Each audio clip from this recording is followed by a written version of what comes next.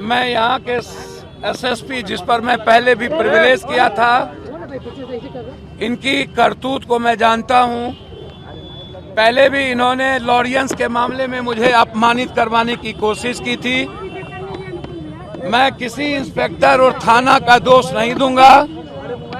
इसमें senior SP Deepak Kumar और भानु प्रताप सिंह और दो बड़े, एक दिल्ली के नेता और एक बिहार के नेता, दो नेता और एक पूर्णिया के नेता, 3 आदमी की बड़ी साजिश थी। बहुत ज्यादा गहरी साजिश थी। मैं आपको वादा करता हूं, अभी मैं जा रहा हूं जहां कल बेटी की हत्या की गई है, वहीं जा रहा हूं। मैं 3 बात आपसे कहना चाहूंगा। एक, खेमका हत्याकांड, जिसकी हत्या बेलाल क्रिमिनल ने की, खेमका, और एक वरिष्ठ मंत्री जो अभी हैं, उनका गार्ड, और खेमका हत्याकांड में उसके एक परिजन, बेलाल शूटर था उसको, और हत्या करवाने में उसके ही परिवार के एक लोग इन्वॉल्व हैं। इसको भी मैं उजागर करूंगा और एक मंत्री का नाम उजागर खेमका में करूंगा। दूसरा, इनकाउंटर जो खेमका में हुआ था वो गलत बच्चे का हुआ, वो गवाही हमें मिल गई है।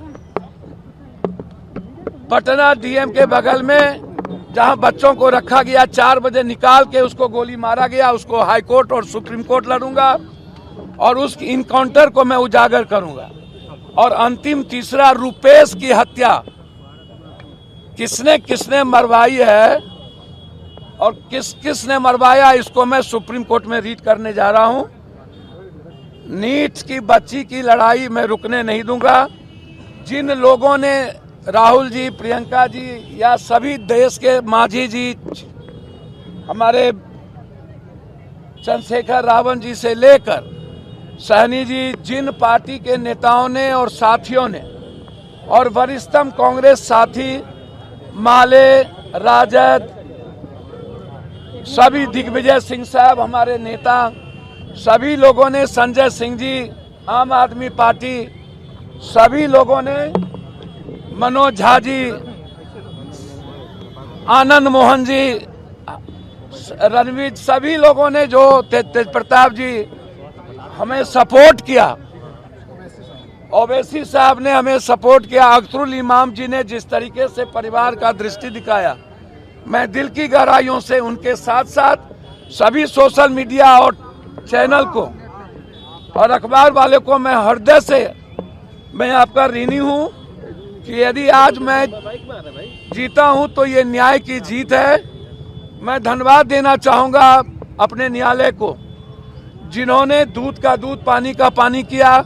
और इसमें सबसे ज्यादा भूमिका बिहार के तमाम जनता, जो मेरे लिए भगवान है, 2 भगवान है, एक न्यायालय, एक जनता, और उसमें सबसे ज्यादा भूमिका मीडिया की है। और मैं मीडिया को आभार प्रकट करता हूं, दिल से मैं धन्यवाद देता हूं। गलत तरीके से मेरे साथ कोशिश की गई और मुझे मरवाने की कोशिश की गई। अस्पताल के जो सुपरिटेंडेंट है, मैं उसका कॉल डिटेल निकलवाऊंगा, उन्होंने भी मरवाने की कोशिश की गई। पटना के डीसीएलआर ने साजिश रची थी और उस दिन भी 2 बार हमको अपमानित किया गया सीनियर एसपी के द्वारा, पहला दिन भी और सेकेंड दिन भी। और उसमें पूरी साजिश थी कि पप्पू यादव को के आवाज को चुप कर देना।